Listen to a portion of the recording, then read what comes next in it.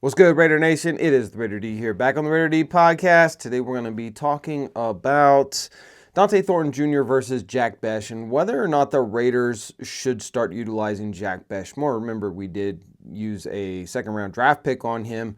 To the questions of many in the media as to why you would draft Bech in the second round, he was projected to be a third-round guy, but I digress. We're going to talk about that, and then we're going to talk about JPJ, who is just playing like an absolute madman. He made a very statement point. As I went back and I looked at some of his plays, the fact that they didn't play him the week before, apparently he was cleared to play, but they sat him anyway. They wanted to see how Alex Cappa would do, and he, as we know, was absolutely horrible. So JPJ comes out and he just absolutely mauls people and just makes a statement. We already know that he's upset that he is not the starting center, as I believe, and many out there, I'm sure you do too, believe that he should be the starting center. But we're going to get into all of that and more. So first of all, let's go ahead and talk about Jack Bech versus Dont'e Thornton Jr. Now, Dont'e Thornton Jr. we picked up in the third round. Jack Bech we picked up in the second round. Jack Bech really hasn't played much in the regular season at all. It has almost been entirely Dont'e Thornton out there on every single snap. And listen, I understand that they do kind of play two different positions as a wide receiver. Dont'e Thornton is an outside wide receiver. He's the speed guy. Jack Bech is the hands guy. He's supposed to be the replacement for Jakobi Meyers. Now, the fact that the Raiders have not been able to have a winning season to begin the season, and our statistical ability to make the playoffs is pretty much in the dumps at this point, especially if we lose, and sadly, I do believe that we are going to lose to the Colts this Sunday. We are pretty much done. That's it. I mean, the season is already over at that point. We've won one game, and honestly, I'm kind of wondering if we lose against the Colts. Listen, Pete Carroll's not stupid. He knows. He knows that we're not going to make the playoffs. Do we just tank from that point on? And try to make sure that we have the number one overall draft pick, because there are some good quarterbacks that are supposed to be coming out this year, and we go in and with the number one, number two overall draft pick, and we get our franchise quarterback for the foreseeable future. That's a possibility, but I want to say that I think at this point, Dont'e Thornton Jr. They're not afraid of him. Defenses are not afraid of him. He's 6'5" and he runs a 4.3 40, but he's not getting open. He's not getting open because his route running is still not crisp. It's not where it needs to be. Despite the fact that he runs a 4.3 40, if you just run in a straight line, or you're slow out of your breaks and you're slow out of your route running when you're going to break left or right, or you're going to juke them inside but then run outside. If you're slow, you're not going to fool these pro-level cornerbacks, and they're going to be able to adjust and adapt, and they're going to be able to stay with you. I think at this point, maybe it would be advisable to start rotating Jack Bech in more, because Jack Bech is a very physical guy, and that's something that I've noticed that Dont'e Thornton is not. He is not very physical as a wide receiver. He's missing blocks. He's getting blown up on blocks on running plays. He's made a couple of good plays. But then even in the contested balls, he's not really physical. Jack Bech is. I think at this point, I think the Raiders should start mixing Jack Bech in more to the game. And I think Dont'e is just not ready yet. I think he is an incredible athlete who is going to be a good receiver in the NFL. I think at this point right now, you pretty much want to just sit him for the rest of the season and really let him work on his route running for this entire season. Don't waste him right now. Put Jack Bech in there. He's a second rounder. That's why you drafted him.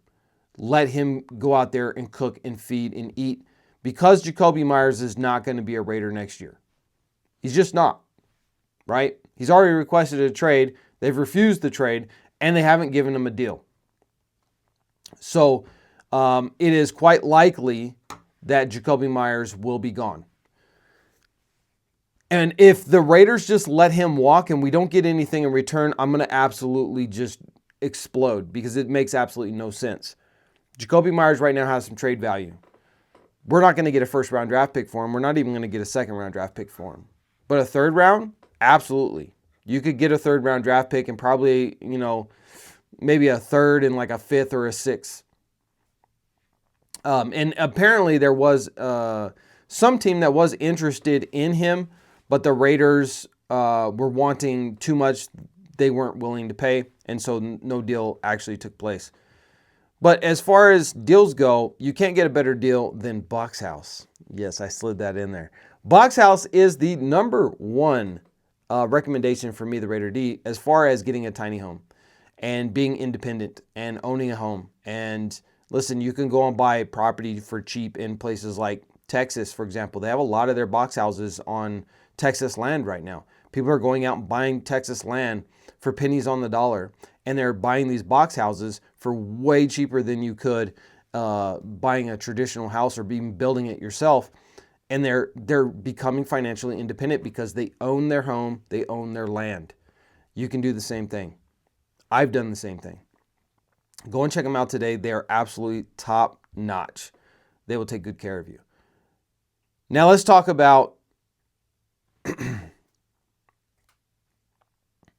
JPJ for just a minute.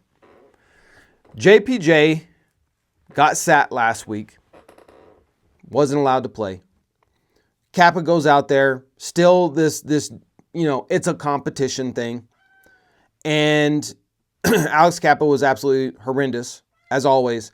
And then JPJ gets his chance to get back in there, and he was just absolutely bulldozing people. He was just pancaking people, bulldozing people, smashing into people on the run plays, the screen plays, the passes, everything. This dude is a maniac out there. And the good thing is he didn't get a bunch of penalties. And you know what he also hasn't given up? A single sack. Despite the fact that Geno Smith has been sacked like a gazillion times already this year, not one of them came from JPJ. And I believe no pressures and no hurries from JPJ's defenders last week at all, despite the fact that they were able to get home on Geno Smith and get some pressures on him and stuff. But not from JPJ. JPJ is now the best offensive lineman we have on this line because Colt Miller is done probably for the most of the season, if not all of it, with that hairline fracture. And we're still looking to see how that's going to play out, but he has been put on IR. So at the bare minimum, he has to miss 4 games. JPJ needs to be the starting center. They need to rework this offensive line. I think you bring in Caleb Rogers and you make him the right guard. I think you put Jordan Meredith at left guard and JPJ at center. That's just my opinion. I'm not a professional head coach. I don't know anything any close to what Pete Carroll and his team are doing, but it just seems like it was working last year. Why are we not doing it this year? Because what we're doing this year isn't working. Granted, it did work better, especially because JPJ was in the game this past week, but that was against a banged up, not good defensive line of the Chicago Bears. We're about to go against a really good defensive line in the Indianapolis Colts. So it remains to be seen just how our offensive line is able to work. Guys, drop comments down below. Let me know how you guys feel about this. Should JPJ be the starting center? And I will be back.